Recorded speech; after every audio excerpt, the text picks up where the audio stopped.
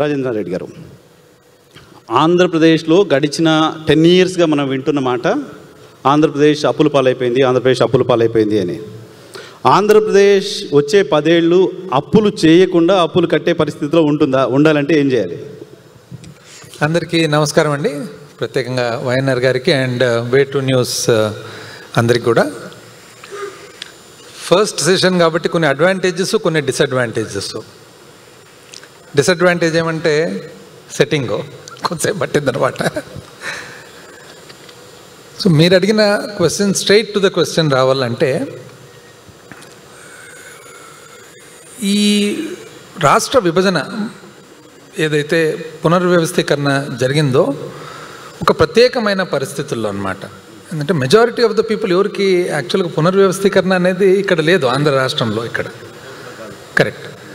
So అక్కడ పునర్వ్యవస్థీకరణ జరగకముందు మనం హిస్టరీ తీసుకుంటే, ఎప్పుడు స్వాతంత్రం రాకముందు శ్రీబాగ్ ప్యాక్ట్ అప్పటి నుంచి చూసుకుంటే మల్టిపుల్ టైమ్స్ తెలుగు భాష మాట్లాడే వాళ్ళందరూ కూడా వివిధ ప్రాంతాల నుంచి కలిసి ఉండాలి అని, మళ్ళీ ఏదో ఒక డిఫరెన్స్ రావడం, మళ్ళీ కలిసి ఉండాలని అనుకోవడం.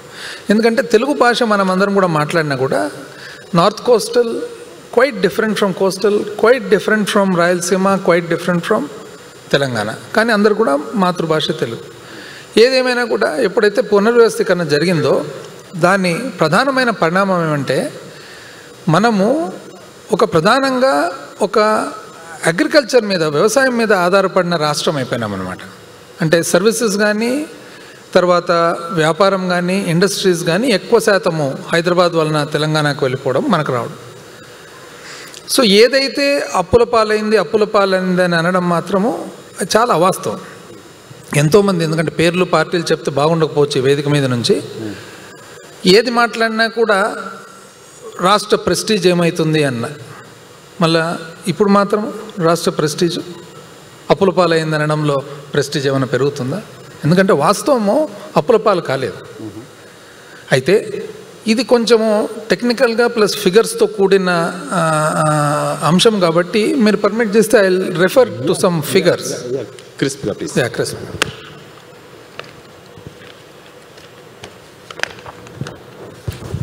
ఇక్కడ చూసినట్లయితే మనకు రాష్ట్ర పునర్వ్యవస్థీకరణ జరిగినప్పుడు దాదాపు 35% మనము ఏదైతే వ్యవసాయం మీద ఆధారపడి ఉన్నామో, 5 సంవత్సరాల మొదటి పరిపాలన తర్వాత 35 కాస్త 5% పెరిగింది, 40 వరకు వచ్చింది. వ్యవసాయము ఏదైతే పెరిగిందో సర్వీసెస్ అండ్ సేవారంగము అండ్ ఇది మాత్రం తగ్గింది ఫస్ట్ 5 yearsలోనే. అయితే ఆ 5 yearsలోనే మనం గమనించినట్లయితే, మనం ఎప్పుడైనా కానీ కంపారిజన్ చేసుకున్నప్పుడు ఒక లాంగ్ పీరియడ్ కంపేర్ చేయాలి, లేదా కేంద్ర ప్రభుత్వంతో కంపేర్ చేయాలన్నమాట. సో కేంద్ర ప్రభుత్వంతో ఎందుకంటే మనము ఈ ఆగస్టు పోయిన ఆగస్టుతో, ఈ సెప్టెంబర్ పోయిన సెప్టెంబర్తో కరెక్ట్ కంపారిజన్ కాదు. కరెక్ట్. సో 2019, 20, 2020, 2021 కేంద్ర ప్రభుత్వం చూసుకున్నట్లయితే హయ్యెస్ట్ అప్పు చేయడం జరిగిందనమాట. కోవిడ్ వలన 2020, 2021లో ఒకటేసారి దాదాపు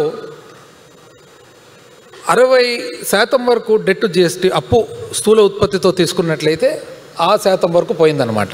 సో మనం కంపేర్ చేసుకునేటప్పుడు రాష్ట్రం అప్పులు అని అనడం మాత్రము ఆ పీరియడ్, కోవిడ్ పీరియడ్ కంపేర్ చేయడం చాలా తప్పు అవుతుందని.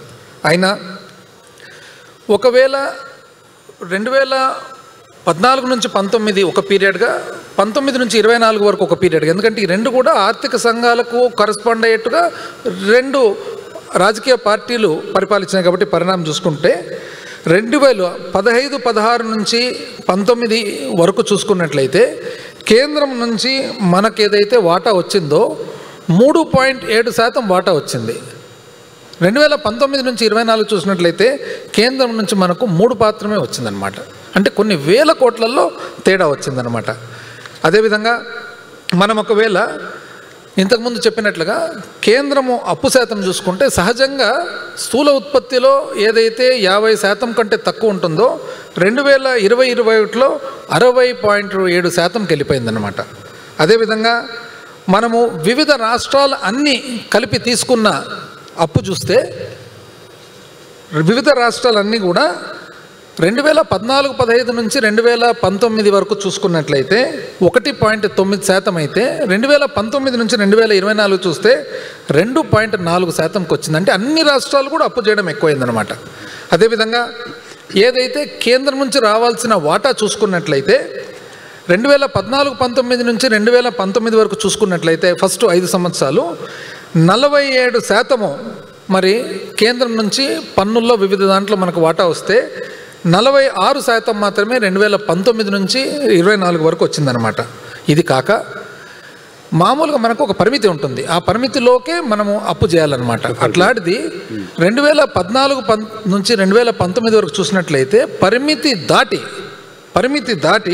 29,000 కోట్లు అప్పటి ప్రభుత్వం అప్పు చేస్తే అదంతా కూడా మేము దిద్దాల్సి వచ్చింది. మేము మాకు సంబంధం లేదు. ఇవన్నీ పబ్లిక్ డొమైన్లో ఉన్నాయి, చాలా సందర్భాల్లో మీరు మాట్లాడారు, వాళ్ళు మాట్లాడారు. నా పాయింట్ ఏంటంటే క్లియర్గా 10 ఏళ్ళు మీరు చేసినా వాళ్ళు చేసినా అప్పు చేశారు, మొత్తం రాష్ట్రం అప్పుల పాలైపోయింది అనే జరుగుతున్న ప్రచారం సరైంది కాదు అనేది మీ పాయింట్, రైట్? కమింగ్ 10 ఇయర్స్ మనం అప్పులు చేయకుండా ఆంధ్రప్రదేశ్ని ముందుకు తీసుకుపోయే పరిస్థితి ఉందా? ఈ అప్పులు ఆంధ్రప్రదేశ్ డెవలప్మెంట్కు ఏమాత్రం బర్డెన్గా మారబోతున్నాయి అనేది పాయింట్. దీనికి ముఖ్యమైన అంశం ఏమంటే ఎప్పుడు కూడా పునర్వ్యవస్థీకరణ జరిగిన తర్వాత మొదటి 10 సంవత్సరాలు చాలా కీలకమైన సమయం. సో ఫస్ట్ 5 ఇయర్స్ మనం గమనించినట్లయితే ఏ ఒక్క రంగంలో కూడా ఖచ్చితంగా ఒక ప్రణాళిక అనేది లేకుండా పోయిందనమాట. ప్రతి ఒక్కటి కూడా అర్ధంలో ఆపడం. ఇప్పుడు మనం చూసినట్లయితే అప్పు చేయకుండా రెవెన్యూస్ రావాలంటే ఏ విధంగా వస్తాయి? సేవా రంగం కానీ మన మ్యానుఫ్యాక్చరింగ్ ఇండస్ట్రీ కానీ బాగా చేయడం ఓకే. అప్పు చేయకుండా అమెరికా కూడా లేదు, అప్పు చేస్తున్నాయి.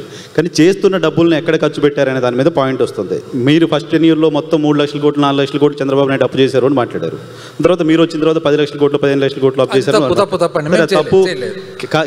కేంద్ర ప్రభుత్వం పార్లమెంట్లో చేయలేదు. కేంద్ర ప్రభుత్వం పార్లమెంట్లో చెప్పిన లెక్కలు, ఈ రాష్ట్ర ప్రభుత్వం అసెంబ్లీలో చెప్పిన లెక్కలు చూసినప్పుడు వాస్తవాలు ఏంటో ప్రజలకు తెలిస్తే సరే వదిలేద్దాం. అది నా పాయింట్. లేదు, మళ్ళీ అప్పులు చేయడం తప్ప ఆంధ్రప్రదేశ్ సస్టైన్ అయ్యే పరిస్థితి లేదా? ఆంధ్రప్రదేశ్ ఇన్కమ్ను పెంచడానికి సంబంధించిన ప్లాన్ ఏంటి? వైఎస్ఆర్ కాంగ్రెస్ పార్టీ దగ్గర ఉన్న ప్లాన్ ఏంటి? మేము 2019 నుంచి 24 వరకు చేసిన పరిపాలన ఏమంటే, ఒకటి, ఆ రోజు ఆనాటికి మనకు ఫస్ట్ హ్యూమన్ క్యాపిటల్ డెవలప్మెంట్ అన్నమాట. మనకు వ్యవస్థీకరణ జరిగిన తర్వాత ప్రధానంగా వ్యవసాయం మీద ఆధారపడిన రాష్ట్రంలో పిల్లలందరూ కూడా వెరీ సూన్ క్విక్గా వీళ్ళను చదువుల్లో ఎడ్యుకేషన్లో డెవలప్ చేసి వీళ్ళను ఏదో ఒక రూపంలో ఎంప్లాయ్మెంట్ ద్వారా పోవాలనే ఉద్దేశంతోనే మనం వివిధ ప్రోగ్రామ్స్ టేకప్ చేయడం. ఎస్ అదొకటి. దాంతోపాటు ఏదైతే బయట పబ్లిక్ వివిధ రంగాల ద్వారా ఒక అవాస్తవమైన ప్రచారం జరిగిందో అదంతా తప్పు. నిజం చెప్పాలంటే ఒకవేళ ఇండస్ట్రియల్ డెవలప్మెంట్ కానీ, ఒకవేళ ఇండస్ట్రియల్ ఎస్టేట్స్ కానీ, స్కిల్ డెవలప్మెంట్ కానీ, ఎడ్యుకేషన్ కానీ, మనం చేసిన ఇన్వెస్ట్మెంట్ పెట్టుబడి ఏదైతే స్కూల్స్ మీద కానీ, విద్య మీద, వైద్యం మీద ఏది చూసినా కూడా ఇవన్నీ కూడా వెరీ క్విక్ రూట్, చాలా ఫాస్ట్గా మనం డెవలప్ అయ్యేదానికి, ఆ డెవలప్మెంట్ ద్వారా మనకు సర్వీస్ సెక్టర్ కానీ మ్యానుఫ్యాక్చరింగ్ సెక్టర్ కానీ డెవలప్ అయ్యేదానికి పునాది వేయడం జరిగిందనమాట. అంటే ఏదైతే మనము ఇన్వెస్ట్ చేసినామో, పబ్లిక్ మీద ఇన్వెస్ట్ చేసినామో అతి త్వరగా రిటర్న్స్ వచ్చేటట్లుగా, అతి త్వరగా కమింగ్ 10 ఇయర్స్ మీరు లాస్ట్ 5 ఇయర్స్ మీరు ఇన్వెస్ట్ చేసింది ఏదో కమింగ్ 10 ఇయర్స్లో వస్తుందా రికరింగ్? మనకు ఖచ్చితంగా కదండి. వాట్ ఎవర్ ఇప్పుడు ఈరోజు మీరు గమనియండి, దేశవ్యాప్తంగా కూడా ఇంగ్లీష్ లాంగ్వేజ్ అనేది మన పిల్లలు స్కూల్స్లో మాట్లాడగలుగుతున్నారంటే are we not preparing them for the coming days? ఈరోజు స్కూల్స్ అన్ని డెవలప్ అయినాయనంటే are we not preparing them? Skill development ఒకసారి చూడండి, స్కిల్ డెవలప్మెంట్లో జరిగిన ఏదైతే ఇంప్రూవ్మెంట్ ఉందో are we not preparing them? Almost ప్రతి ఒక్క ఐటీఐ కానీ, పాలిటెక్నిక్ కానీ, నర్సింగ్ ఇన్స్టిట్యూట్ కానీ ఇవన్నీ కూడా we have actually tied up with ఎవరితో? టైడప్ విత్ ఇండస్ట్రీని పార్టిసిపెంట్స్గా పెట్టడం జరిగిందనమాట. సో ఇవన్నీ కూడా ఎట్లా క్విక్గా, ఇప్పుడు మనము ఏదో 10 సంవత్సరాల తర్వాత, ఏదో 20 సంవత్సరాల తర్వాత ఇంకా ఏదేదో పెద్ద పెద్ద చెప్పేదానికి, వాస్తవానికి మన పబ్లిక్ ఏ పరిస్థితుల్లో ఉన్నారు, ఈ పరిస్థితిలో ఉన్న పబ్లిక్ను క్విక్గా చేయాలంటే మా ప్రభుత్వం కానీ, మా స్టూడెంట్స్ మీద యూత్ మీద ఇన్వెస్ట్ చేయడం జరిగింది. Of course it will take little time. నాకు సింగిల్ లైన్ ఆన్సర్ చెప్పగలరా? వచ్చే 10 ఏళ్ళు ఇప్పుడు పెరుగుతున్న స్థాయిలో, ఇప్పుడు చేస్తున్న స్థాయిలో అప్పులకు సంబంధించిన గ్రోత్ రేట్ ఉంటుంది లేదు తగ్గుతుంది? తగ్గించగలం? ఇప్పుడు ఒకటి చూడాలండి, మేము వాస్తవానికి అందుకని ఈ ఫిగర్స్ ఇస్తే తప్ప ఇది క్లారిటీ ఉండదన్నమాట. అప్పులు 10 లక్షల కోట్లు లేవు. మీరు టీడీపీ కంపారిజన్ వద్దు ఇప్పుడు కదా. మీరు ఒక 5 ఏళ్ళు పరిపాలించారు, వాళ్ళు 5 ఏళ్ళు పరిపాలించారు, ఏం జరిగిందో ప్రజలు చూశారు, 2 సార్లు వాళ్ళకోసారి మీకోసారి తీర్పు చెప్పారు. The ends the matter. నేను అంటుంది కమింగ్ 10 ఇయర్స్ కోసం అప్పులు చేయకుండా ఆంధ్రప్రదేశ్ సస్టైన్ అయ్యే పరిస్థితి మీకేమైనా కనపడుతుందా? 5 సంవత్సరాలు ఫైనాన్స్ మినిస్టర్గా పనిచేసి ఈ ప్రభుత్వం ఏదైతే నిర్ణయాలు తీసుకుంటున్నారో, వాళ్ళ ప్రయారిటీస్ చూసినట్లయితే అప్పు మాత్రము మాకంటే డబుల్ చేస్తున్నారు. మేము 3 లక్షల చిల్లర కోట్లు 5 సంవత్సరాలు చేస్తే 1,80,000 కోట్లు 50% 1 ఇయర్లోనే చేయడం జరిగింది, ఒక్క సంవత్సరంలో. పోనీ చేసిన డబ్బులు ఎక్కడ పోతున్నాయని చూస్తే ఎక్కడ కూడా స్థిరంగా ఎక్కడ కనపడుతుంది? డెవలప్మెంట్ మీద పెడుతున్నట్టు ఎక్కడ కనపడుతుందండి? ఆంధ్రప్రదేశ్కి ఒక రాజధాని లేదు. మీరు ఇంతకుముందు చెప్పారు, రాష్ట్ర విభజన జరిగినప్పుడు పదే విడిపోయి వచ్చాం. మద్రాసు నుంచి వచ్చాం, నష్టం జరిగింది.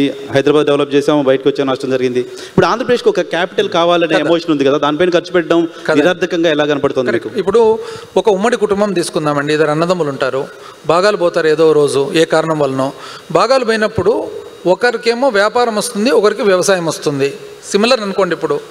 ఇప్పుడు వ్యవసాయం వచ్చిన తమ్ముడు కానీ అన్న కానీ మళ్ళీ కోలుకొని ఒక స్థాయికి రావాలంటే ఇమ్మీడియట్గా తన వ్యవసాయాన్ని ఇంప్రూవ్ చేసుకుంటాడా, లేదా తను వ్యాపారం చేసేదానికి ప్రయత్నం చేస్తాడా, లేదా ఇంకొక మార్గాన మన ఇన్కమ్ పెంచుకునే దానికి చూస్తారా, లేకుంటే పెద్ద బంగ్లా కట్టుకుంటారా? కేర్ ఆఫ్ అయితే ఉండాలిగా. అంటే రాష్ట్రం అంటే ఏంటి అంటే క్యాపిటల్ అయితే కనపడాలి. అక్కడ మనం చూడాల్సినది మనకు పబ్లిక్ ఇచ్చిన మ్యాండేటు ఒక రాజధాని అవసరం కాబట్టి కట్టమనే, ఒక నగరం కట్టమనే. రాజధాని నగరం కట్టమని అయితే ఇవ్వలేదు కదా. మీరు రాజధాని కట్టాలంటే దాని పద్ధతి దానికి ఉంటుంది. మీరు ఎక్కడ కావాలంటే అక్కడ కట్టుకోవచ్చు, ఇంకోటి చేయొచ్చు, కానీ దాని పద్ధతి దానికి ఉంటుంది. కానీ నగరమే కట్టాలని చూస్తే అది వీలవుతుందా? ఈ పరిస్థితుల్లో ఇప్పుడు నేను ఒక వైట్ పేపర్ అనేది ఒకటి నేను చూడడం జరిగిందనమాట అమరావతి మీద. ఈ కొత్త ప్రభుత్వం వచ్చిన తర్వాత ప్రజెంట్ చేసిండేది. దాంట్లో మొదలు పెట్టడమే ఏం మొదలు పెడతారంటే, మనం ఆర్థికంగా చాలా ఇబ్బందుల్లో ఉన్నాము, రాష్ట్ర విభజన తర్వాత ఇబ్బందుల్లో ఉన్నాము, రాష్ట్ర విభజన తర్వాత ఇబ్బందులు వచ్చినాయి, అన్నీ బాగుంది. కానీ ఇబ్బందుల్లో ఉన్నప్పుడు ఏదైతే మన దగ్గర ఉన్న మినిమం డబ్బులు ఉన్నాయో దాన్ని ఏ విధంగా ఖర్చు పెట్టబోతున్నామో, ఎంత క్విక్గా రిటర్న్స్ వస్తాయి, ఏ విధంగా మనం అప్పు చేస్తే ఆ అప్పును ఏం చేయాలి, పబ్లిక్ మీద ఇన్వెస్ట్ చేయాలన్నా లేకుంటే మనము 1,00,000 కోట్లతో ఒక నగరం కట్టుకునేదానికి పోవాలని అనేది ప్రశ్న. సో అప్పుడు మీకు ఒక అవకాశం ఇచ్చారు. మీకు ఒక అవకాశం ఇచ్చినప్పుడు నగరం నిర్మాణం కాకుండా రాజధాని నిర్మాణం చేద్దాం పోనీ అని ఎందుకు అనుకోలేదు మీరు అప్పుడు? అందుకని ఇప్పుడు మేము ప్రభుత్వం ఏర్పాటు చేసుకున్న తర్వాత first year settling down time, 2 years, దాని తర్వాత కోవిడ్ వచ్చింది. ఈలోపు ఇవన్నీ గమనించిన తర్వాత మనకు అర్థమైండేది ఏమంటే, ఇప్పుడు పబ్లిక్ మనకి ఇచ్చిన మ్యాండేటు పరిపాలన కోసం ఒక రాజధాని పెట్టమని చెప్పేసి, మనకు ఏదైతే ఉత్తర కోస్తా ఎంత ఇంపార్టెంటో కోస్టలాంధ్ర కూడా ఈక్వల్లీ ఇంపార్టెంట్, రాయలసీమ కూడా ఈక్వల్లీ ఇంపార్టెంట్, సమానమైన ఇంపార్టెన్స్. అందుకని నేను మొదలు పెట్టడంతోనే శ్రీబాగ్ ప్యాక్ట్ నుంచి చెప్పిండేదన్నమాట.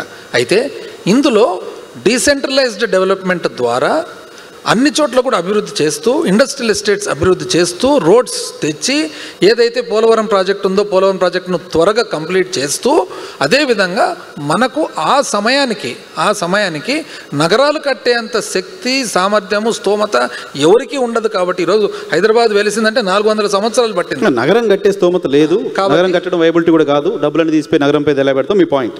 నా పాయింట్ ఏంటంటే, నగరం కాదు రాజధాని అంటే 4 బిల్డింగ్స్ అయినా కట్టుండొచ్చు కదా, అది కూడా ఎందుకు మీరు చేయలేకపోయారు అనే పాయింట్ రేజ్ అవుతుంది కదా. అంటే కోర్టు ఉన్నింది కదా, జ్యుడిషియల్ సబ్జుడిస్ ఇష్యూ, కాబట్టి మేము ఆగాల్సి వచ్చింది. బట్ ఆ రోజు మాత్రము మనము సర్వీస్ రంగం ఇంప్రూవ్ కావాలి క్విక్గా. సర్వీస్ రంగం ఇంప్రూవ్ కావాలంటే మనకు ఐటీ సర్వీసెస్ అనేది క్విక్గా పెరగాలి. ఐటీ సర్వీసెస్ క్విక్గా పెరగాలంటే దానికి అన్నిటికీ అనుకూలమైన స్థలం వైజాగ్ అనేది తేల్చడం జరిగింది. అదేవిధంగా అగ్రికల్చర్ ఇంప్రూవ్ కావాలి, ఎడ్యుకేషన్ ఇంప్రూవ్ కావాలి, దానికి సరైన ప్లేసు మనకు గుంటూరు అండ్ విజయవాడ. అదేవిధంగా మనకు బ్యాక్వర్డ్ రాయలసీమ ఉంది, బ్యాక్వర్డ్ రాయలసీమకు మనకు ఇరిగేషన్ అవసరం కాబట్టి మనము పోతిరెడ్డిపాడు నుంచి నీళ్ళు వచ్చేదానికి ప్రయత్నం. ఇవన్నీ ప్లాన్డ్గా, అంటే మనకున్న లిమిటెడ్ టైంలో లిమిటెడ్ రిస్క్. ఎందుకంటే పబ్లిక్ మనకి ఇచ్చేది 5 ఇయర్స్. సో 5 ఇయర్స్లో ఏం చేయగలుగుతాం? అందుకని నేను 30 ఏళ్ళ తర్వాత ఏదో జరిగిపోతుందంటే మనకి ఇచ్చిండేది 5 ఇయర్సే కదా. 5 ఇయర్స్ అయినా 30 ఏళ్ళకి ముందు 30 ఏళ్ళ తర్వాత ఏం జరిగిందని దానికి ఇప్పుడు ఫౌండేషన్ అవసరం ఉంటుంది. చివరికి ఒక చిన్న క్వశ్చన్ తీసుకొని సజ్జల గారి దగ్గరికి వెళ్తాను. సో మీరు ఇప్పుడు రాజధాని పైన ఈ ప్రభుత్వం పెడుతున్న ఖర్చు నిరర్ధకంగా చూస్తున్నారా? అంటే ఒకటండి, ఇప్పుడు పబ్లిక్ మనకి ఇచ్చిన మ్యాండేట్ రాజధాని కట్టమనే, నగరం కట్టమనే ఫస్ట్ పాయింట్. రాజధాని మీద ఎంతన్నా కట్టండి, అడ్మినిస్ట్రేటివ్ బిల్డింగ్ మీకు రాజధాని కట్టమని కనబడుతోంది. గత సర్కారు హామీ ఇచ్చి వచ్చింది కదా, నవనగరాల నిర్మాణం చేస్తామని హామీ ఇచ్చింది, దానికోసం భూములు తీసుకుంది, దానికి సంబంధించిన అప్రూవల్ తీసుకుంది, అదే చెప్పి ఓట్లు అడిగింది, జనం ఓట్లు వేశారు. హామీలు 2 రకాలు కదండి. ఒక హామీ వచ్చేసి మనం నిజంగా చేయాలనుకునేది, ఒక హామీ ఎలక్షన్ పర్పస్ కోసం ఇచ్చే హామీ. మళ్ళీ ఇది ఏ హామీ ఉంటాయి, అట్లా 2 ఉంటాయా? ఏ హామీ కింద వస్తుందో ఇది? మరి రాజధాని కడతాం, అమరావతి పెద్ద ఎమోషన్, అమరావతి కోసం ఉద్యమాలు జరిగాయి, జనాలు కోరుకున్నారు. We completely understand the sentiments and emotions. మనం ఒకటి చూస్తే, ఆ బుక్ చూస్తే ల్యాండ్ పూలింగ్ ద్వారా ల్యాండ్ తీసుకోవడం జరిగింది. 28,000 రైతులు 30,000 ఎకరాలు అంటే అర్థమేమి? ఇంచుమించు ఒక్కొక్క రైతు ఒక ఎకరా, దాదాపు చిన్న రైతు. ఇంతకాలం కూడా చిన్న రైతు పాపం ఎంతో కష్టపడి ఎంతో చేసుకుంటూ వచ్చారు. ఎవరైనా, మీరైనా నేనైనా, ఒక విలువ వస్తుందంటే ఎవరైనా కానీ ఇంట్రెస్ట్ చూపుతారు, ఆశపడతారు. కానీ మనం పాలిచ్చే వాళ్ళము ఇది కరెక్టా? అది రివర్ ఫ్లడ్ ప్లేన్. సో ఇప్పుడు మీరు మాట్లాడుతుంది మళ్ళీ వైసీపీ గెలిస్తే రాజధాని ఏమైపోతుందనే అనే ఆందోళన అట్లే ఉంచుతున్నారు జనాల్లో. ఇప్పుడు నేను చెప్పేది ఏమంటే, అందుకని రాజధాని నగరమా? నా పాయింట్ అంతా రాజధాని అంటున్నారు వాళ్ళు, నగరం అంటారు. మీరు వస్తే మీ ప్రయారిటీ రాజధాని. వాళ్ళు ఏమంటున్నారు? రివర్ ఫ్లడ్ ప్లేన్ మీద కడతామని అంటున్నారు. దానివల్ల కాస్ట్ ఆఫ్ కన్స్ట్రక్షన్ కానీ ఇది కానీ ప్రాక్టికాలిటీ కానీ. రివర్ ఫ్లడ్ ప్లేన్ అంటే ఏమి? నీళ్లు పైకి వస్తాయి, నీళ్లు లోపలికి పోతాయి. సో ఎన్ని కెనాల్ను ఎన్ని చేస్తే ఇది వీలవుతుంది దీన్ని కంట్రోల్ చేసేదానికి? పాపం అమాయక ప్రజలు ఉన్నారు కదా, అమాయక ప్రజలకు మనం ఏదైతే ఇప్పుడు నిర్ణయం తీసుకునేది వాళ్ళకి న్యాయం చేసినట్లా అన్యాయం చేసినట్లా అనేది మన పాయింట్ అన్నమాట. Right sir, thank you. Development companies ఇవన్నీ మాట్లాడుకున్నాం, ఓకే. సరే, బయట నుంచి ఎవడో రావడం, పెట్టుబడులు పెట్టడం, ఇక్కడ మనం బిల్డింగ్స్ కట్టడం పక్కన పెడతాం.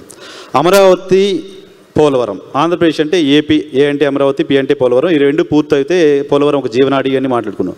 పోలవరం పూర్తవుతుందా sir? Polavaram fruits, Polavaram water మనం వచ్చే 10 yearsలో చూడగలుగుతామా? ఇదంతా అండి యాక్చువల్గా నేను అన్నట్లుగా, ఇంతకుముందు అన్నట్లుగా ఫస్ట్ డీకేడ్ అనేది very important. First 5 years, first 2014 నుంచి తీసుకోండి. పోలవరం జాతీయ ప్రాజెక్టుగా అంటే 2 మనం కదా ఒక గుమాస్తానో మేనేజరో మన దగ్గర ఉన్న తర్వాత 30 సంవత్సరాలు మనతో పాటు ఉండి అకారణంగా ఏ కారణం చెప్పకుండా నాయన ఈ రోజు నుంచి ఇంకా ఇది చాలు నాకు అయితే పోతూ నిన్ను అకారణంగా పంపిస్తున్నా కాబట్టి నీకు ఒక అపార్ట్మెంట్ ఇచ్చి పంపిస్తున్నా అన్నట్లు ఆంధ్రప్రదేశ్కు పోలవరం ఇచ్చినారు. వాస్తవం కదా. ఇచ్చిన తర్వాత ఆ పోలవరాన్ని ఎంత జాగ్రత్తగా చూసుకోవాలి లెక్క ప్రకారం అంటే ఆ రోజు ప్రభుత్వం ఈరోజు ఎన్ని చెప్పినా ఎన్ని అవాస్తవాలు బయటకు వచ్చినా కూడా వాస్తవాలంతా రికార్డు మీద ఉన్నాయి కదా. 2014లో అప్పుడు వీళ్ళు ఉమ్మడి ప్రభుత్వం ఉండంగా ఏం ఒప్పుకున్నారండి? కేంద్ర ప్రభుత్వంతో చేసుకున్న ఒప్పందం ఏమో రోజు 2013-14 సంబంధించిన రేట్లకు 2013-14 సంబంధించిన రేట్లకు క్వాంటిటీస్ వచ్చేసి దాంట్లో ఎంత క్వాంటిటీ అనేది 2009-10 క్వాంటిటీస్కు ఎస్కలేషన్ లేకుండా రేటు పెంచకుండా క్వాంటిటీస్కు అందులో పవర్ వద్దన్నారు. ఎందుకంటే పవర్ ప్రాజెక్ట్ మనది కాబట్టి. వాటర్ కూడా వద్దన్నారు. క్లారిటీ లేకుండా ఏదైతే భూసేకరణ చట్టం వచ్చిందో భూసేకరణ చట్టం అనేది ఫ్యాక్టర్ చేసుకోకుండా ఒప్పందం చేసుకొని 18,000 కోట్లకు ఒప్పందం చేసుకొని వచ్చినారు. పూర్తవుతుందండి 18,000 కోట్లకు. అది యాక్చువల్గా 2019 సమయానికి వచ్చేటప్పటికే 58,000 కోట్లకు పోయింది. 58,000 కోట్లు. వీళ్ళు ఒప్పుకునేది 18,000 కోట్లు. దాంట్లో ఇంచుమించు 25,000 కోట్లు వచ్చేసి భూసేకరణ చట్టానికి సంబంధించిన కొత్త రేట్లు, ట్రైబల్ ఏరియాస్లో ఎవరైతే ఉన్నారో వాళ్ళ కాంపెన్సేషన్ కలిస్తే 25,000 కోట్లు ఇంచుమించు ఉంది. ఇది ఏం ఫ్యాక్టర్ చేయలేదు. అంటే మన ఇంత అనుభవం ఉండే తోళ్లకు మనకు తెలీదా? ఒక డ్యామ్ కట్టాలంటే ఓ సంవత్సరం 2 ఏళ్ళు అవుతుందా? 5 నుంచి 10 ఏళ్ళు కాదా డ్యామ్ కట్టాలంటే? ఎట్లా ఒప్పుకుంటాము? ఎట్లా ఫ్రీజ్ చేస్తాము? 2013-14 రేట్లు ఎట్లా ఒప్పుకుంటాము? 2009-10 క్వాంటిటీస్కి ఎట్లా ఒప్పుకుంటాం? డ్యామ్ కట్టే కొద్దీ క్వాంటిటీస్ వస్తుంటాయి కొత్తగా.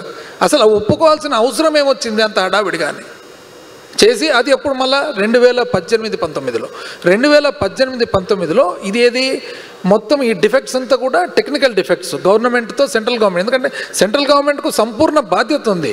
యాక్ట్ ఎట్లుంది, చట్టం ఎట్లుంది, ఫారెస్ట్ క్లియరెన్స్తో పాటు ఇతర రాష్ట్రాలకు సంబంధించిన క్లియరెన్స్లతో పాటు అన్నీ కూడా కేంద్రం చేయాలి. లేదు నేను కేంద్ర ప్రాజెక్ట్ కదా, జాతీయ ప్రాజెక్ట్ లేదు నేను చేస్తా అని చెప్పి తీసుకున్నప్పుడు ఇదే ఒప్పందం చేసుకునేది. ఏది మళ్ళా కలిసి ఉండి ఉమ్మడి సర్కారు ఉండి వాళ్ళది కలిసి ఉండి ఇది కాక ఎగ్జిక్యూషన్ సైడ్ ఒకటంటే నాకు తెలియక అడుగుతా. ఎవరైనా కానీ పాలకుడు ఒక 5 స్టేజ్లో ఉన్నప్పుడు మనం ఏం చేయాలి? సరైన వ్యక్తులను, సరైన ఆఫీసర్లను, సరైన ఎగ్జిక్యూటర్ను, సరైన ఎగ్జిక్యూషన్కు పెట్టాలి. దాని తర్వాత పీరియాడికల్గా ఎప్పుడోసారి ఏం జరుగుతుందని అనేది మనము దాన్ని మానిటర్ చేసుకుంటూ ఉండాలి. ప్రతి వారం మేము పోతాము అని, ప్రతి వారం పోతాం, ప్రతి సోమవారం పోలవారం. దానివల్ల ఏం జరిగింది? పోయినందువల్ల ఏమైందంటే అక్కడ ఎప్పుడైనా కానీ అంత పెద్ద నది ప్రవాహం ఎట్లా దాదాపు హయ్యెస్ట్ పీక్లో 36 లక్షల క్యూసెక్లు ఒక్కరోజు ఉంటుంది గోదావరి మీద. అటువంటి చోట మనం ఏదైనా కానీ కన్స్ట్రక్షన్ స్టార్ట్ చేసేటప్పుడు ఫస్ట్ నీటిని డైవర్ట్ చేయాలా. నీటిని డైవర్ట్ చేయాలంటే ఏం చేయాలా? మనకి ఏదైతే ఇన్లెట్ ఛానల్ ఉందో అది తయారు చేసుకోవాలా. ఆ తర్వాత స్పిల్వే డ్యామ్ కంప్లీట్ చేసుకోవాలా.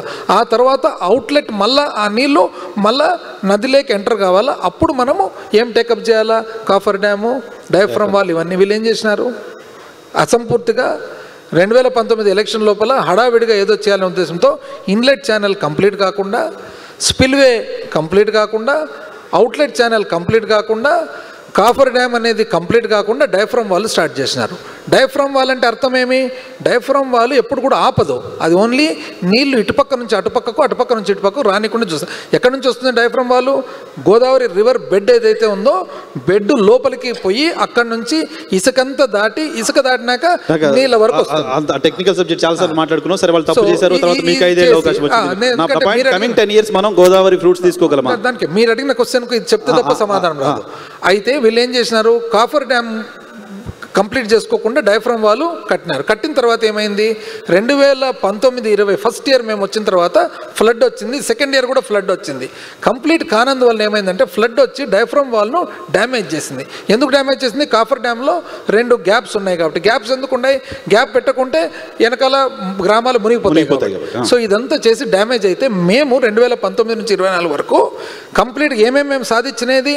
స్పిల్వే కంప్లీట్ చేసినాం, ఇన్లెట్ ఛానల్ కంప్లీట్ చేసినాం, అవుట్లెట్ ఛానల్ కంప్లీట్ చేసినాం. చేసిన తర్వాత అన్నిటికంటే ముఖ్యం కేంద్ర ప్రభుత్వం దగ్గరికి పోయి మళ్ళీ మూసేసిన ఫైల్ మళ్ళీ ఓపెన్ చేయించి మేము సాధించినది ఏమంటే మరి 47,000 కోట్ల అప్రూవల్ వచ్చేదానికి ఆర్సీఈ ఫైనల్గా రివైజ్డ్ కాస్ట్ ఎస్టిమేట్స్కి అప్రూవల్ వచ్చేదానికి మేము సాధించుకొని వచ్చి 2013-14 కాదు, ఎల్లప్పటికి కూడా ఏ రేట్ అయితే ఉంటుందో ఆ రేట్ అప్లికబుల్ చేసి వాటర్ కాంపనెంట్ ఏదైతే వైజాగ్కు నీళ్లు పోవాల్సి ఉందో 4,000 కోట్లు ఉంటే 4,000 కోట్లు తీసేసిన దాన్ని మళ్ళీ ఇంక్లూడ్ చేయించుకొని ఇంతకుముందు ఏదైతే వాళ్ళకు బ్యాంకు ద్వారా అప్పు ద్వారా ఫైనాన్స్ వస్తుందో అట్లా కాకుండా బడ్జెట్లో నుంచి వచ్చేటట్లు మేము సాధించినాం. సరే సార్, మీరేం చేశారు, వాళ్ళు ఏం చేశారు పక్కన పెడతాం. మీకేమనిపిస్తుంది ఇప్పుడు వెళ్తున్న రూట్ చూస్తే? మనకు పోలవరం పూర్తవుతుంది అనిపిస్తుందా? ఈ ప్రకారం చూస్తుంటే మనకి ఎక్కడ అసలు శబ్దమే లేదు. ఎందుకంటే అన్ని సాధించి రెడీగా పెట్టినాం. ఈ రోజు వాళ్ళు గొప్పగా చెప్తున్నారు 12,500 కోట్లు వచ్చిందని. ప్యూర్లీ 100% మేము చేసిన కృషి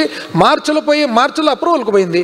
ఇంకా మార్చి 2024 మీరు మాట్లాడేది వాళ్ళు మాట్లాడేది చూసిన తర్వాత జనాల కన్ఫ్యూజన్ ఉండదు కదా. జనాలకి ఒక అష్యూరెన్స్ ఇవ్వగలరా? మీకేమనిపిస్తుంది? మీరు జరుగుతున్న రూట్ పాత్ మేమంటూ ఉండింటే 2029 లోపల 100% కంప్లీట్ చేసేవాళ్ళం. ఎందుకంటే మాకు అండర్స్టాండింగ్. అటువంటి డెడ్ లైన్స్ మీరు పెట్టారు చాలా, వాళ్ళు పెట్టారు చాలా, కాలే ఇప్పుడు అవుతుందా? 10 years మనం పూర్తి చేయగలమా? ఇప్పుడు పరిస్థితి చూస్తూ ఉంటే మనం ఎక్కడ దానికి ఏం డైరెక్షన్ కనపడడం లేదు మళ్ళీ.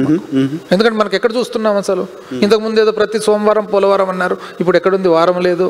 2 ఇష్యూస్, అమరావతి మీరు ఆపేశారు లాంటి ప్రచారం ఉంది, పోలవరం మీరు వాళ్ళు బ్లేమ్ గేమ్ నడుస్తుంది. సో ఈ 2 పూర్తయ్యే పరిస్థితి, కంప్లీట్ అయ్యే పరిస్థితి మీకు కనిపించట్లేదు? As a politician, as a respected political party కూడా మేము కంప్లీట్గా అన్ని పూర్తి చేసి వాళ్ళ చేతులకు పళ్ళెంలో పెట్టినాం కాబట్టి వాళ్ళంటూ చిత్తశుద్ధితో పరిపాలన చేస్తే, వాళ్ళు ఎగ్జిక్యూషన్ చేస్తే మీరు పొలిటికల్ పార్టీగా మీరు సరే, నేను అవుట్ ఆఫ్ ద బాక్స్ పోయి అడుగుతున్నా. బయటకు వెళ్ళినప్పుడు 2 రాష్ట్రాలు విడిపోయాయి, తెలంగాణ డెవలప్మెంట్కి సంబంధించి ఈరోజు ఆంధ్రప్రదేశ్కి సంబంధించిన పొలిటికల్ లీడర్స్ అంతా తెలంగాణ బాగా గ్రో అవుతుంది అని చెప్తారు, రైట్? తెలంగాణ బాగా ఫస్ట్ డెకేడ్లో బాగా డెవలప్ అయింది అని చెప్తున్నారు. అదే మాట ఆంధ్రప్రదేశ్ సంబంధించిన పొలిటీషియన్స్ కూడా ఆంధ్రప్రదేశ్ ఆ స్థాయిలో డెవలప్ అయిందంటే ఒప్పుకునే పరిస్థితులు లేరు. కారణం ఏంటంటే 5 ఏళ్ళు మీరు, 5 ఏళ్ళు వాళ్ళు. అంటే ఇందులో కూడా ఒకటి ఉందండి. 5 ఏళ్ళు ఏదైతే ఉందో మొన్న ఇవి అన్ని అవాస్తవాలు. అప్పు అంత లేదు. ఈ రోజు కూడా 14 లక్షల కోట్లు, 12 లక్షల కోట్లు, 10 లక్షల కోట్లు లేదే, 7 లక్షల కోట్లు అప్పు ఉంది. ప్రభుత్వమే చెప్తుంది 7 లక్షల కోట్లు అప్పు ఉంది కాబట్టి ఆటోమేటిక్గా ఆంధ్రప్రదేశ్ అభివృద్ధి చెందడం లేదు, శ్రీలంక అవుతుంది అనేది ఎందువలన వచ్చింది? ఈ ఫాల్స్ ప్రాపగాండా వలన వచ్చింది. ఎక్కడైతే వ్యాపారం రాలేదని ఎందుకు వచ్చింది? 2014-19 మధ్యలో మన సర్వీస్ సేవా రంగము అండ్ మ్యానుఫ్యాక్చరింగ్ సెక్టర్ ఏదైతే పరిశ్రమ 5% తగ్గిందో మా దగ్గర 1% కూడా తగ్గలేదు. తగ్గకపోగా కోవిడ్ పెట్టుకొని కూడా కేంద్ర ప్రభుత్వం ప్రభుత్వం కంటే కూడా 2% ఎక్కువ సో సాధించాం. మొత్తం ప్రభుత్వ యంత్రాంగం చేసిన పని కంటే కూడా మీకు వ్యతిరేకంగా ఉండే సెక్షన్ ఆఫ్ మీడియా చేసిన క్యాంపెయిన్ డామినేట్ చేసిందా? దీన్ని కరెక్ట్గా మీకు చెప్పాలంటే వైఎన్ఆర్ గారు, ఒకసారి ఒక క్రికెట్ మ్యాచ్ జరుగుతుందంట, ఇండియాకు పాకిస్తాన్కు ప్రత్యర్థులు కదా. క్రికెట్ మ్యాచ్ జరుగుతుంటే అప్పట్లో ఇమ్రాన్ ఖాన్ కెప్టెన్గా ఉన్నాయంట. సో ఒక విలేకరి పోయి, సార్ మీరు ప్రపంచంలో అన్ని టీంలు కొట్టాలంటే మీకు ఏం కావాలి అంటే, నాకు ఒక్క కపిల్ దేవ్ ఒక గవాస్కర్ ఉంటే నేను అన్ని టీంలు కొట్టగలుగుతా అంట. తిరిగి గవాస్కర్ ఇక్కడ కెప్టెన్ అయితే అదే విలేకరు వచ్చి, మీరు ప్రపంచంలో అన్ని టీంలు కట్టాలంటే ఏం చేయాలంటే ఇద్దరు పాకిస్తాన్ అంపైర్లు ఉంటే చాలు మొత్తం ఏ టీంలన్నా కొడతా అంటే. ఇద్దరు గొప్ప సంస్థలు ఉంటే చాలు. ఎక్కడండి అప్పు ఎక్కడుంది? అందరు అప్పు ఉందని అనుకున్నారు కదా. ఈ రోజు అప్పు లేకపోగా మేము 5 సంవత్సరాలు చేసిన అప్పు 1 సంవత్సరంలో అర్థం చేసినారు. గ్రోత్ రేట్ పెరిగింది, అప్పుల గ్రోత్ రేట్. ఆ తర్వాత పరిశ్రమ రాలేదు. ఎందుకు? ఒక్క ఏది Lulu is a mall. Lulu అనే మాలు ఎందుకు? బ్రహ్మాండమైన ప్రైమ్ ప్రాపర్టీ ఇస్తే నువ్వు ఏం చేస్తుండవయ్యా దాంతో? దానికంటే ఏదైనా ఒక ఐటీ సంస్థ కన్నా ఇస్తే ఒక ఉపయోగపడుతుంది కదా అని రీనెగోషియేషన్ రమ్మంటే వాళ్ళు రీనెగోషియేషన్కు రాలేదు. సో అది వెళ్ళిపోయిందని. ఎక్కడ వెళ్ళిపోయిందండి? నిజం చెప్పాలంటే ఈరోజు గొప్పగా పరిశ్రమ ఆంధ్రప్రదేశ్ రాష్ట్రంలో ఎక్కడుంది? Is it not Sri city? ఎవరండి స్థాపించింది? శ్రీ సిటీ ఎవరు స్థాపించినది? ఇంతకుముందు రామకృష్ణ రెడ్డి అని చెప్పినట్లుగా పోర్ట్స్ అన్నీ వచ్చినది. పోర్ట్స్ వచ్చిన తర్వాత ఇంటర్లాండ్ నుంచి బిజినెస్ ఎవరికి పెరిగేది? ఈరోజు మనము వైజాగ్ను ఎందుకు దాన్ని ఒక బిజినెస్ హబ్గా మార్చాలనుకుంటే దాంట్లో ఇన్హెరెంట్ స్ట్రెంగ్త్ ఉంది. ఇప్పుడు ప్రతి చోట ఒక బలం ఉంటుంది. ఇప్పుడు రైస్ మిల్లర్స్ పోయి వైజాగ్ పోయి రైస్ మిల్ పెట్టమంటే ఎందుకు పెడతారు? గుంటూరులోనే పెడతారు వాళ్ళు రైస్ మిల్స్. కాటన్ మిల్లర్ పోతే ఇక్కడే పెడతారు. సో ఏ వ్యాపారం కూడా మనం పిలిస్తే రారు. వ్యాపారం ఎప్పుడు వస్తుంది? వాళ్ళకు అవకాశం ఉంటే వాళ్ళు వస్తారు తప్ప మనం ఏదో అవకాశాలని అట్మాస్ఫియర్ ని మనం క్రియేట్ చేయడంలో ఫెయిల్ అవుతున్నాం అనేది. అట్మాస్ఫియర్ ఖచ్చితంగా క్రియేట్ చేయాలి. ఇప్పుడు వైజాగ్ లో సోషల్ లైఫ్ ఉంది కాబట్టి ఐటీ సెక్టర్ పోయి మీరు హైదరాబాద్కు బెంగళూరుకు ఒక ధీటైన సమాధానం చెప్పండి అంటే వైజాగ్ లో పోయి పెడతారు. ఎక్కడంటే అక్కడ పెట్టమంటే ఎందుకు వస్తారు? సంక్షేమ కార్యక్రమాలు అనేది గుదిబండలా మారిపోతున్నాయి. ఆ ప్రభుత్వాలకు ఇలాంటి చర్చ ఉంది. మీరు ఫైనాన్స్ మినిస్టర్ గా కూడా ఉన్నారు. సంక్షేమ కార్యక్రమాలు మీరు తెచ్చారు, సక్సెస్ఫుల్గా అమలు చేసామని చెప్తున్నారు. వాటిని ఇప్పుడు అమలు చేయక తప్పని పరిస్థితిలో కూటమి సర్కారు వచ్చింది, వాళ్ళు అమలు చేస్తున్నారు. ఇవి రాబోయే రోజుల్లో ప్రభుత్వాలకు గుదిబండగా మారిపోయి ప్రమాదం ఉందా? ఒక ఆశ్చర్యం అండి. మేము నిజం చెప్పాలంటే మేము సంక్షేమం చేస్తే అయిపోయింది అప్పులు సంక్షేమం అని చెప్పి మేము చేసిండేది ఏదండి? ఒకటి రైతు భరోసా కేంద్ర ప్రభుత్వం చేస్తుంది. కేంద్ర ప్రభుత్వం చేసిన దానికి 6,000 రూపాయలు వాళ్ళు ఇస్తే 6,500 మేము అదనంగా ఇచ్చినాం. నంబర్ 2, 2014 ముందర టీడీపీ వాళ్ళు ఏమని మొత్తం పొదుపు అక్క చెల్లెమ్మలందరిది మాఫీ చేస్తానన్నారు. 1 రూపాయి కూడా చేయలేదు. పైగా వడ్డీలు కూడా చేయలేదు. మేమేం చేసినాము? చెప్పిన ప్రకారంగా మహిళలకు ఏం చేసినారంటే వాళ్ళ ఎంపవర్మెంట్ కోసము డబ్బులు చేతికి ఇవ్వలేదే, వాళ్ళ బ్యాంకుల్లోకి జమ చేసి వాళ్ళ సేవింగ్స్ ఖాతాలు ఉండేటట్లు చేసినాం. 3వది పిల్లలకు చదువుకునే దానికోసం మనము ఒక బెనిఫిట్ అందించినాం. ఇది 4వది లేడీస్ ఎవరైతే ఉన్నారో వాళ్ళ లైవ్లీహుడ్, వాళ్ళకు ఆదాయ మార్గాలు పెరగాలని చెప్పి చేసినాం. సేమ్ థింగ్ తప్పు అని మేము చెప్పినంత 3 అంతలు చేసినారు. మీరు ప్రతి 3 అంతలు తీసుకున్నారు. నేను పార్టీ తీసుకోవట్లా. సంక్షేమ కార్యక్రమాలు యాజ్ ఎ ఫైనాన్స్ మినిస్టర్ సుదీర్ఘకాలం పనిచేశారు, 5 years. మీరు సంక్షేమ కార్యక్రమాలు బర్డెన్ గా మారిపోతున్నాయి ఆంధ్రప్రదేశ్ ప్రభుత్వానికి. నేను అదే పాయింట్కే నేను వస్తున్నాను. మేము ఏదైతే సంక్షేమం చెప్పినామో చేసినామో చాలా లిమిటెడ్గా ఇమ్మీడియట్గా అది మీకు ఎఫెక్ట్ కనపడేటట్లు చేసినాం. మేము ఏదైతే ఎడ్యుకేషన్ మీద ఖర్చు పెట్టినామో ఎడ్యుకేషన్ మీద it is showing result. GR పెరిగింది. సో మీరు పెట్టిన సంక్షేమానికి ఖర్చు ప్రొడక్టివ్ గా 100%. ఇప్పుడు పెడుతున్న సర్కారు ఇప్పుడు ఏదైతే సంక్షేమానికి వాళ్ళు ప్రామిస్ చేసి చేయడం లేదో వాళ్ళు బియాండ్ దేర్ కెపాసిటీ ప్రామిస్ చేసినారు. బియాండ్ మేము ఆచిచూచి ఎంత మటుకు మనకు ప్రతి ఒక్కటి వే చేసినామన్నమాట. ఈ డబ్బులు మేము పెడుతున్నాం. అందుకని మీరు గమనియండి, మా టైంలో యావరేజ్గా 10% రెవెన్యూస్ పెరిగినాయి. పెరిగింది. ఇప్పుడు ఎందుకు పెరగడం లేదు? ఎందుకు పెరగడం లేదంటే మేము తీసుకున్న నిర్ణయాలు ఏవైతే ఉన్నాయో, ఒకటి మనకు శక్తి ఎంత ఉందో చూసి తీసుకున్నాము. శక్తి లేని హామీలు కూటమి సర్కారు ఇస్తే మీరు రాష్ట్రం పాయింట్ ఆఫ్ వ్యూలో ఆలోచించి అది శక్తి లేదు అమలు చేయడంలో ఆపేస్తే వదిలేయాలి కదా. అమలు చేయండి అని వైఎస్ఆర్ కాంగ్రెస్ పార్టీ రోజు ఎందుకు ప్రెజర్ చేస్తున్నారు? ఒకటండి, ఇప్పుడు మనము అంత సులభంగా రాజకీయాల్లో మనం పోయి అమాయక ప్రజలను, ఇప్పుడు ప్రజలు అమాయక ప్రజలను మనము ఏదో ఒక రూపంలో వాళ్ళని ఎక్స్ప్లాయిట్ చేయొచ్చు అని పోయినప్పుడు అపోజిషన్ పార్టీగా మా ధర్మం కదా అమాయక ప్రజలకు కూడా తెలియదు. అవి ఖర్చు పెడితే రాష్ట్రానికి నష్టం, ఫైనాన్షియల్ బర్డెన్ మీరు చెప్తున్నప్పుడు చెప్తున్నారు కదా. బట్ వాళ్ళు అంటే ఎప్పుడైతే మీరు వాగ్దానం చేసినారో వాగ్దానం చేసిన దాన్ని మీరు కంప్లీట్ అన్నా చేయండి, లేదా తప్పనన్నా ఒప్పుకోండి. ఓకే, తప్పనన్నా ఒప్పుకోండి. ఓకే, లేదా వాగ్దానం కంప్లీట్ చేయండి. మీరు రెండు లేకుండా నేను ఊరికే చెప్పేసి నా పని నేను జరుపుకొని వెళ్ళిపోతా అంటే ప్రతిపక్ష పార్టీ మనం చూసుకుంటూ కూర్చుంటే అది ఎట్లా కరెక్ట్ అవుతుందండి? రైట్. రాష్ట్రం లేదా ఒప్పుకోండి తప్పు నేను చేసినది. ఇప్పుడు మేము 25,000 కోట్లు చేసినామండి. 25,000 కోట్లే చాలా అతి కష్టంతో చేసినాము. వాళ్ళు 1,20,000 కోట్లు కావాలి వాళ్ళకి, ఇప్పుడు 4 గంటలు కావాలా. సో 1,20,000 కోట్లు మీరు చేయనన్నా చేయండి, చేయలేని పక్షాన నేను చేసిన తప్పు ఇది యాక్చువల్ చేయనీకి వీలు పడదు చెప్పినారు. అక్కడక్కడ చెప్తున్నారు. ఒక ఆయన మళ్ళీ వాళ్ళ అగ్రికల్చర్ మినిస్టర్ అన్నారు కదా, ఇట్లాగిన ఆ మహిళలకు ఇట్లాగిన డబ్బులు ఇస్తే కానీ రాష్ట్రం అమ్మాల్సి వస్తుంది. మళ్ళీ ఆ రోజు తెలీదా? అంటే మీరు అనుభవజ్ఞులు కదా, మీరు అనుభవజ్ఞులు, మేధావులు. మాకంటే పరిపాలన రాదులే, మీకు